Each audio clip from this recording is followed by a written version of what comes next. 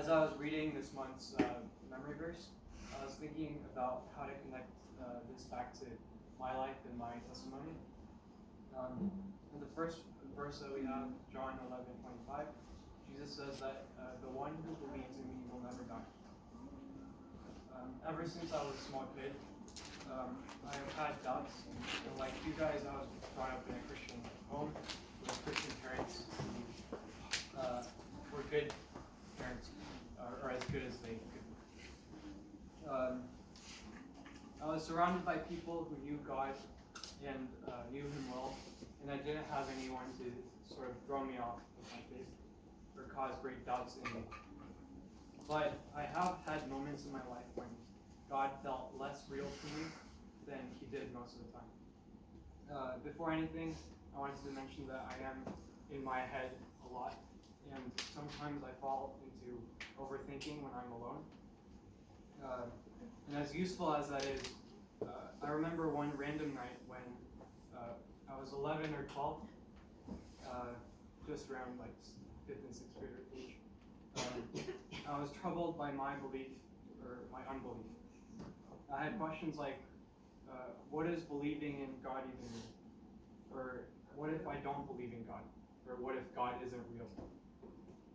That night, I turned off my lights and lay down in my bed. Around an hour in, even though my eyes were closed, I was still thinking to myself, and I started to cry because I was so troubled by these doubts. I remember trying to hold in my cries as I heard my mom coming up the stairs. But I guess that she heard me because she came into the room and asked me why I was crying. And I answered honestly and said that I don't know if God exists. I don't quite remember her reaction, but that night she slept next to me to comfort me. And after that night, I'd like to say that I no longer had doubts, but that's not true. But I can say that slowly, little by little, I started to believe in God. I think that night was foundational in my faith in some way because I had real doubts about whether I was a believer or not. But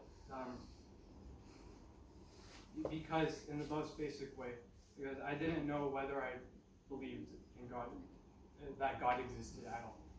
But that night, I believe that God sent my mom to comfort me and remind me that I'm loved by Him through a physical or visible messenger, especially because when you are that young, or when I was that age, I relied most heavily on my eyes or what I can see or what I can touch or feel. But you can't see God with your eyes. You can't touch Him with your hands or smell Him or taste Him. So I think that's why it was so often hard. It's so often hard for us to believe that He is real and works in our lives.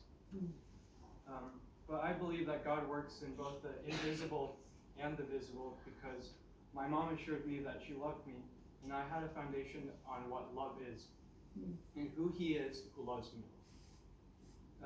To wrap things up, a few years later, I read the same verse in the memory verse, John 11:25. And I noticed how He says, whoever believes in me will live, even though they die.